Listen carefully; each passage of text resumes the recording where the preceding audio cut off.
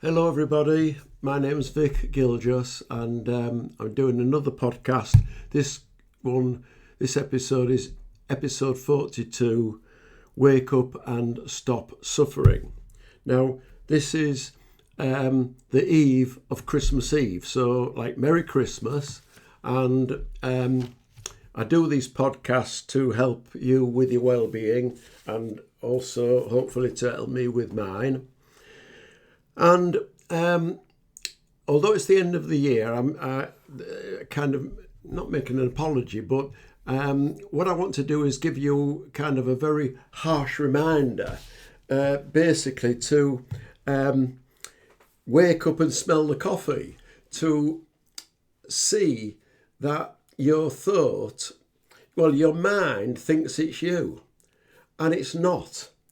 And it couldn't even to begin to understand who you really are. So it's not built to comprehend who you are. That's the thing. And the trouble is that you listen to it, and it hasn't got the solutions.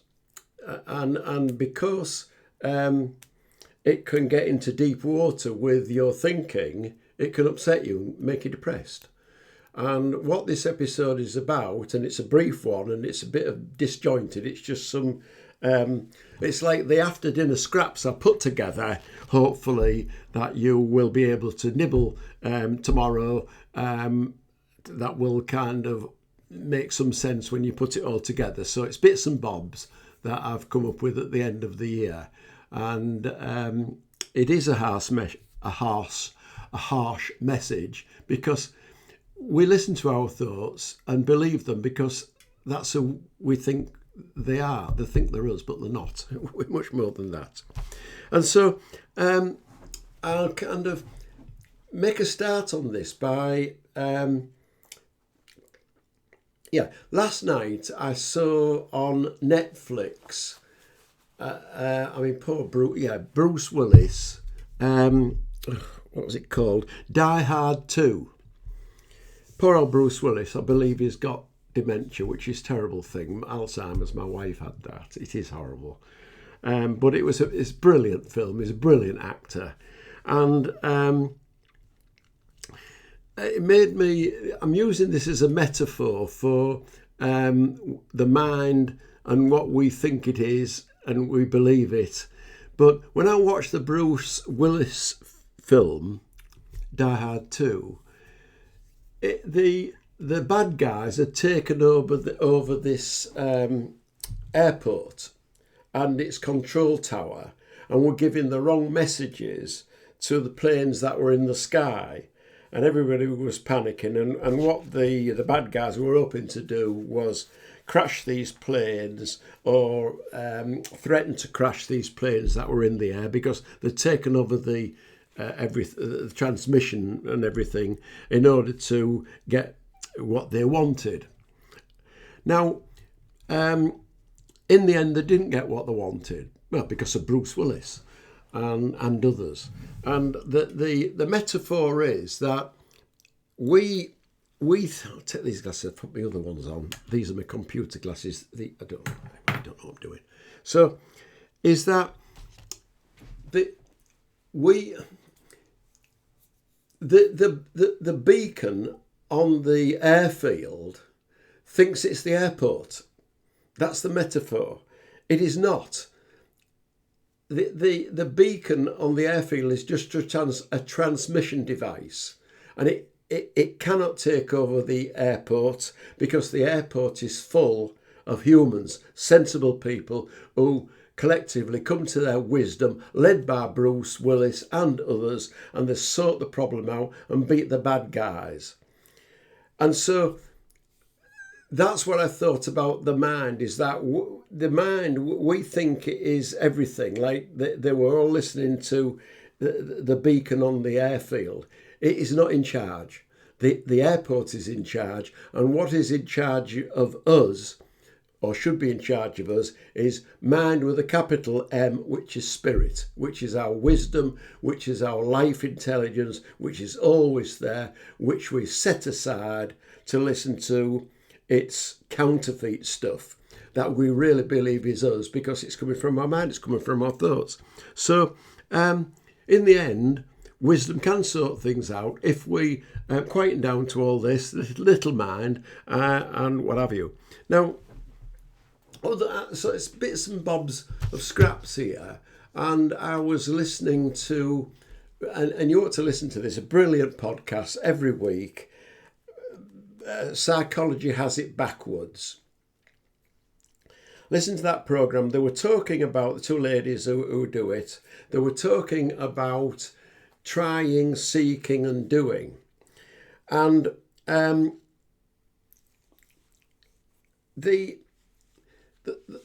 trying to think of the names of the people. Christine Heath, and I'll come, Christine Heath. The other lady's name escaped me mind, but it will come to me. I'm sorry about this. And basically, this is the, people say the seeking for this. I've been a seeker.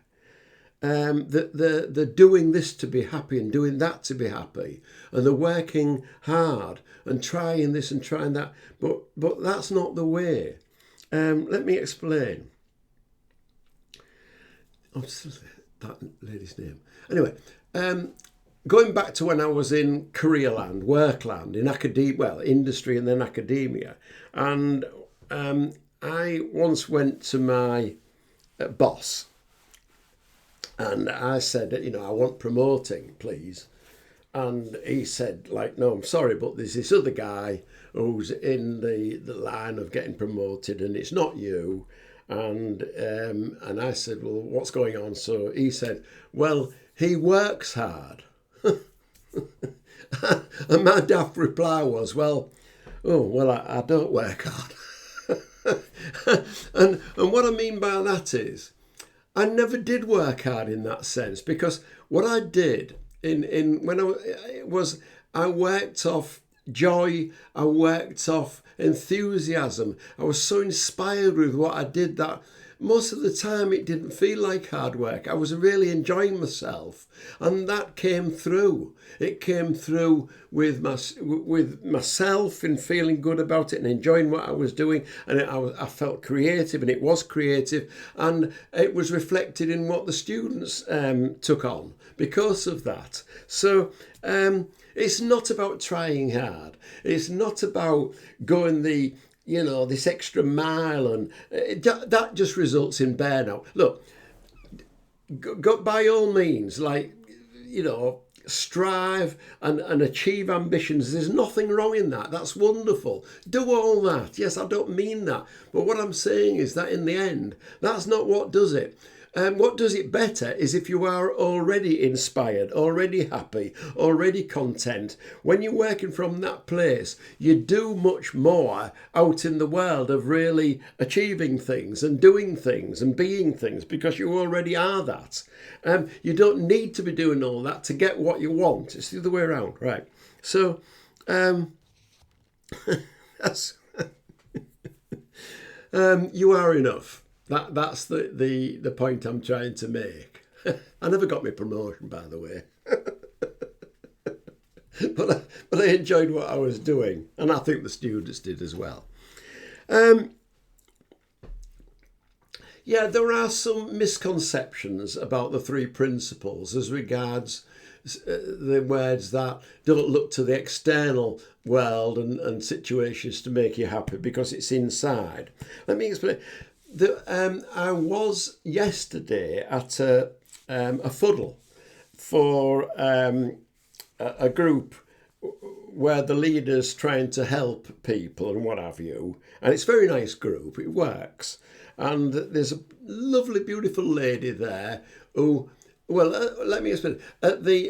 Towards the end of the session, the leader of the group said, can we just go around and say things, positive things about what has happened to us during the year? And everybody did this, and it was very nice. This particular lady said, well, I had my hip replaced and it's changed my life.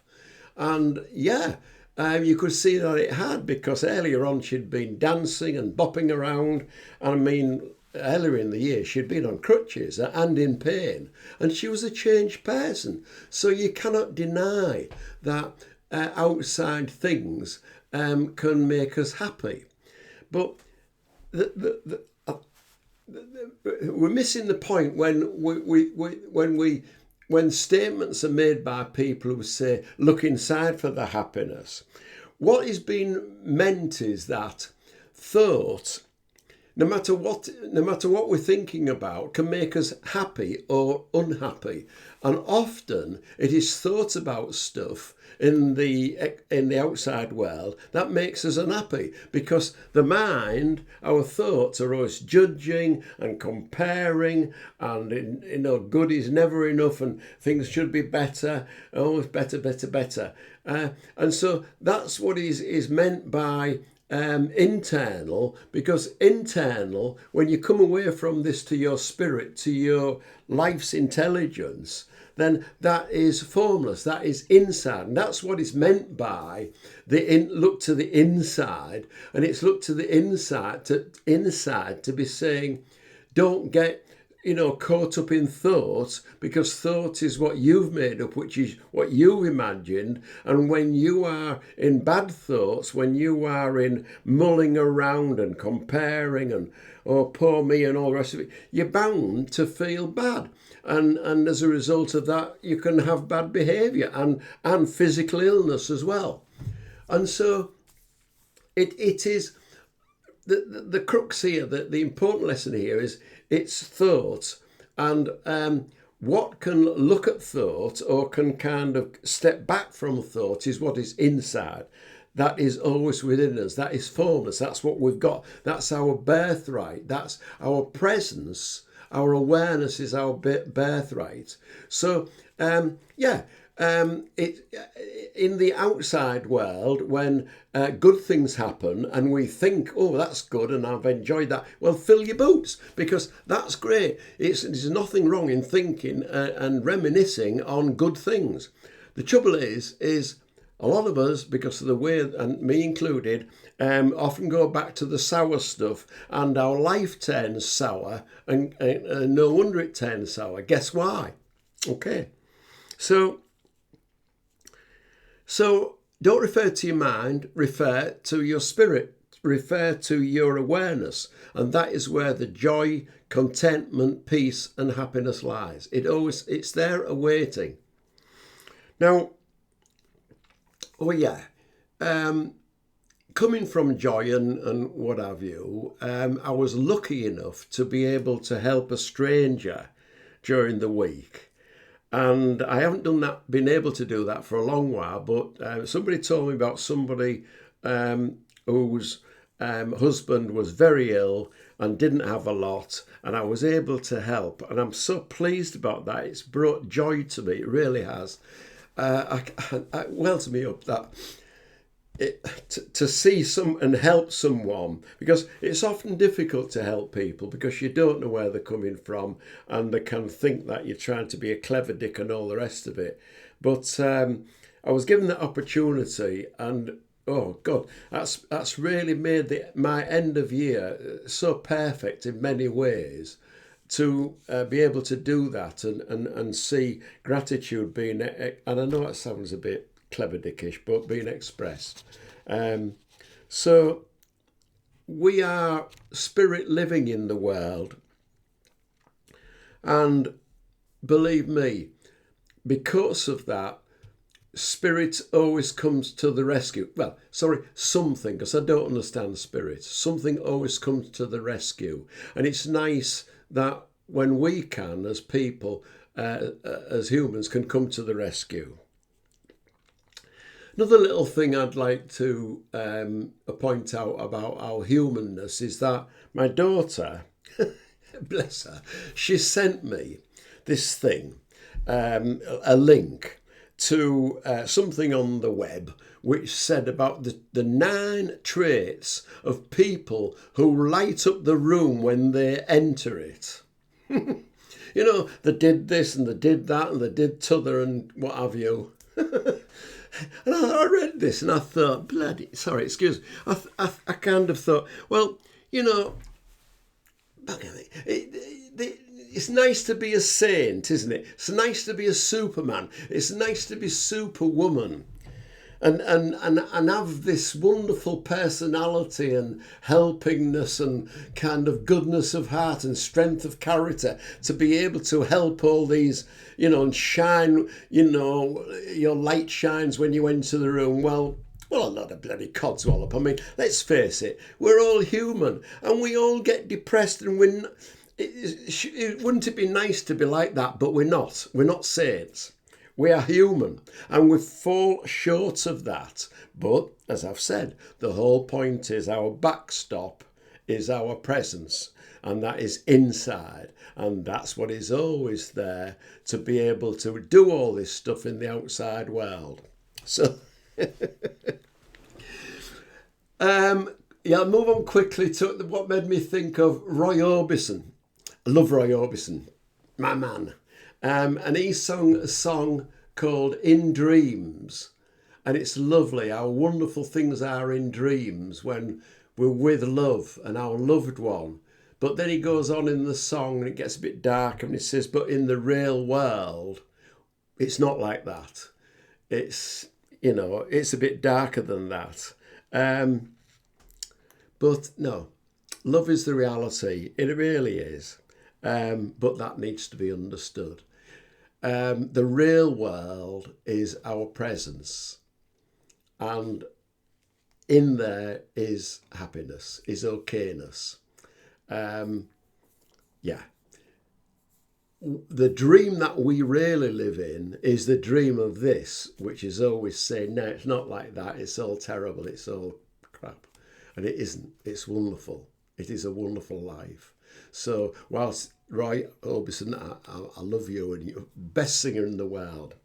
I mean, you know, the pop of all the opera singers was my Roy Orbison. What there you are, a God-given gift that he had with his voice. Listen to it from God, and we're from God.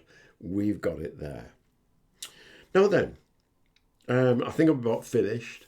And talking about kind of feeling down and being human, I was at the sports centre. I go there regularly and I go swimming, and I like to go into the sauna. It was closed today. I went to could only swim. Closed it down for maintenance. It's falling apart, needs to be mended. It is being mended. It's a wonderful place, but I just went swimming. But during the week, I was in the sauna, and me and this other chap were left, because normally I'm with a lot of taxi drivers who are putting the world right. Believe me, if they put these people in charge of Parliament, the world would be a better place.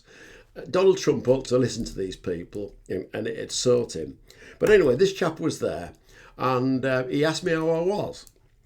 And I said, well, as you know, I lost my wife. And I said, I feel, and I was feeling sorry for myself because he asked that, and I thought, I'm going to let him have it. So I said, I feel a bit like an unloved book that's left on the shelf. And I'm being picked up by my daughter for Christmas, and I'm looking forward to it. But I am an unloved book left on the shelf. And you know what he said? He said, yes, but you are a well-thumbed book. That just made me laugh. It cracked me up. I thought, well, you know, what more can you say? A well-thumbed book. And when you look at it, aren't we lucky when in life we have been well-thumbed? And by that I mean when we have been loved, when we have been appreciated, as I was. And we all are at times when we've been gifted with people caring for us, because they do. And also when we are gifted with being able to love others and care for others and help others. Isn't that wonderful? And that brought me back to reality, what that chap said. It's so true. Aren't we lucky to have had love? And aren't we lucky to be able to sometimes give love? And aren't we lucky to have sometimes been loved? So I'm sorry I've rambled on a bit about today. It's a kind of a hodgepodge of things. I wish you a Merry Christmas. In fact, Christmas will have gone by now when this happens. So I hope you had a good Christmas. And I hope that in the new year, this fresh you can come from realizing the wake up call that the mind thinks it's you, but is not you. You are much more than that. So don't let it run your life. If it wants to sing and dance, great, join in and appreciate that. But don't listen to the darkness because it doesn't know. It doesn't really know about that. If it's anything that's good coming through, it's coming from your awareness, your presence. Okay, so thanks for listening. Best wishes to you all. Take care. Cheerio.